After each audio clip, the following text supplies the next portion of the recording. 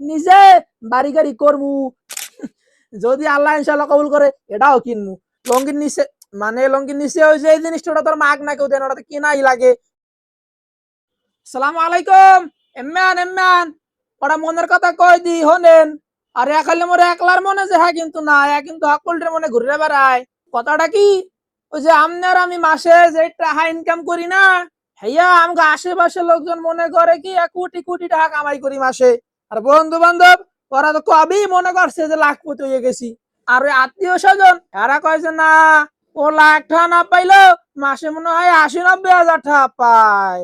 যাই হোক, এটা হ্যাঁ গো মনের কথা বা এরা কইতেই পারে, কিন্তু আমি কটা কামাই করি আর উপরালা জানে আর আমি জানি। হ্যাঁ গো কথাই খালি শুনমু, আমার মনে করা কথা আছে কইতে মনে চায়। আর এখন যে কথাগুলো কইতাছি এখন তো কাউরে এক একভাবে উদ্দেশ্য করিও না। যাই হোক, হিসেবে যাওয়ার আগে একটা কথা মনে রাখবেন, আমি কিন্তু একজন গার্মেন্টস কোয়ালিটি। আর গার্মেন্টস একটা কোয়ালিটির বেতন সর্বোচ্চ কয়টা হইতে পারে বুঝি তো, আগে আমার কথাটা কইতে দেন। ওই যে আম্মের একটা হিসাব ধরবেন, ওভার টাইম আছে এর লাগে আর একটা হিসাব ধরবেন, সব আস্তে আস্তে কইতেছি খারান। এখন মোর বেতন লাগে ওভার টাইম হেইলে যে কয়টা হয়। আর অনেকে অনেকে যেটা যেটা মনে হরেন যে কথাটা আর কি, ধরেন মুই মোর বেতন ওভার টাইম লইয়ে যা পাই কিন্তু 2 এর ডাবল ধরে নেন, ধরছেন। এখন তাহলে একটা পার মান্থ আমার এটা হিসাবের কথা কন যাক। মনে করেন ঢাকার মধ্যে যারা থাকেন, একটা ফ্ল্যাট লইয়া থাকতে গেলে কমাইলো 15,000 টাকা লাগে। আর ফ্ল্যাট লইয়া না থাকলে এমনি এক রুম বা বারান্দা রুম নিয়ে থাকতে গেলে মোটামুটি 27,000 টাকার মতো লাগতে পারে কারমিল কর্মিল লইয়া আর কি। এই হিসাবগুলো কই দিতেছি, হিসাবগুলো কিন্তু ধরেন শেষকালে যোগ করে মরে কইয়েন। এখন আন চাউল ডাল পেঁয়াজ তৈল হলুদ মরিচ সাবান ইত্যাদি কাঁচা বাজার খরচ 27,000 টাকা ধরা যায়।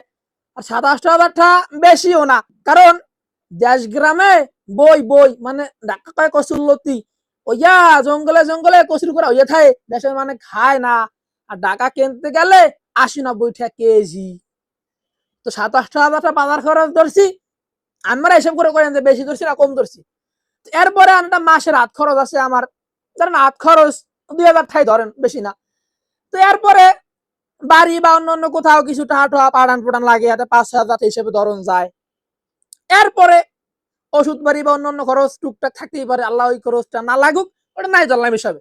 এখন আন পোশাক আদির খরচ, জুতা প্যান্ট শার্ট গেঞ্জি লঙ্গি, লঙ্গির নিচে লঙ্গির নিচে ওই যে এই জিনিসটা ওটা তোর মাগ না কেউ দেন, ওটা কিনাই লাগে হিসাবে ধরবো না কিনলে ওটাও ধরবো। ধরেন এখন এই পোশাক আদির খরচ 1-2 হাজার টাকা একটু কমাই ধরলাম, আবার এটা তো সব মাসে কেনা লাগেও না। দিস পয়েন্ট বুঝছেন কিন্তু, যারা আমগোটা হলো গর্ববোধ করেন, আমের ঘরে তো টিভি ফ্রিজ সুকেস খাট মিক্সেপ ওয়ার্কশপ মানে ওই মতো সবকিছু নামা কইতেও পারি না, কম কেমনে মোর তো কিছুই নাই। আর মোরে কি এগুলো আমরা কেউ কিনা দেবেন? কিনা দেবেন দূরের কথা, একদিন ফোন দিয়া জিগান না বাইর ফো ভাইস্তা বাইক না কি অবস্থা আছে কেমন আছে আর কিনা দেবেন। আপনি কই এমন লাগবেও না, ইনশাল্লাহ আমি কিনতে পারবো। আপনি কোন এখন তাইলে একটা ফ্রিজ কিনতে গেলেও কয়টা লাগতে পারে, কমলে 40,000 টাকা। আর মুই যে টাকা কামাই করি এতে এক মাসে ফ্রিজ না অসম্ভবই না।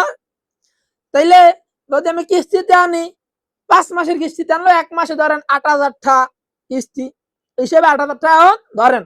এরপরে মুই যে কামাই বাদা হরি বা এত লাখ লাখ কোটি কোটি 80-90 হাজার টাকা যে পাই, একই সবই ভাঙ্গে চুরে খামু, 1-2 হাজার টাকা ডিপিএস করা লাগবে না, আমার এটা ভবিষ্যৎ নাই।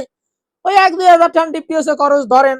আর এতক্ষণ আমি যে হিসাবটা কই আইছি, মোদার তার ক্যালকুলেটর বা খাতা কলম না হিসাব রাখতে পারিনি। আমি কইছিলাম আমি রাখছি আমার কন কয়টা হইছে হিসাব রাখেন না এতক্ষণ, কে রাখবে না কিনলে কে? আমি যে মাসে কয় টাকা কামাই করি হেয়া আমি জানেন, আর মাসে মোর কয়টা খরচ হইতে পারে হিসেব আপনি রাখবেন না কিনলে কে? হ্যাঁ, আরেকটা কথা কিন্তু হালাই আইছি, এটা হলো ফর্সা কথা। কথাটা হলে গিয়ে আমরা আবার অনেকে কইবেন যে ওই যে রমের আয় হে রমের ব্যয়। এ মেয়া হনেন, যদি আয় করতে না পারি ব্যয় করবো কোন আইন দেয়া? আর যারা এখন আয় ব্যয় হরেন তারা বোঝেন না, যদি 2,000 টাকা আয় করেন কোন বেশি এখন খরচ আছে 3,000 4,000 টাকা। হ্যাঁ, এমনই হয়। যাই হোক, কথা ওইটা না, লাউড অ্যান্ড ক্লিয়ার। আল্লাহর রহমতে ভালোই আছি, দোয়া করবেন ইনশাল্লাহ। আর যে কয় না অনেকে কয় দে এত টাকা দিয়ে হরবি কি, এত টাকা দিয়া বাপ মায়ের রাজা হলে রাখমু, নিজে বাড়ি গাড়ি করমু, এই যে ঘরের ওয়ার্কশপ শিকেস টুবি আলমারি ফ্রিজ এগুলা কিনমু। যদি আল্লাহ ইনশাল্লাহ কবুল করে এটাও কিনবো। তো এই লাগিয়াই তো এই টাকা পয়সা ইনকাম করতেছি, কামাই করতেছি। দোয়া করবেন ইনশাল্লাহ আমার যদি টাকা পয়সা হয় আত্মীয় স্বজনকে দেখবেন ইনশাল্লাহ, ওটা আমার দায়িত্ব। শোনেন, এতক্ষণ যে কথাগুলো কইছি আর এককভাবে উদ্দেশ্য করে কথাগুলো কই নাই, এরা আমার সকলটির লগে হইতে আছে এর লেগে কথাগুলো কইছি। আউট অ্যান্ড ক্লিয়ার একটা ভরসা কথা কই, কথাটা লেগে এখন সবার যারে তো আর দাইয়া মোর এর আমার বুঝানো সম্ভব না। এর লেগে এই যে ভিডিও বানাইয়া আমরা দিলাম বা আপনাকে দিলাম, দেখেন দেখ এখন কন আমরাই কন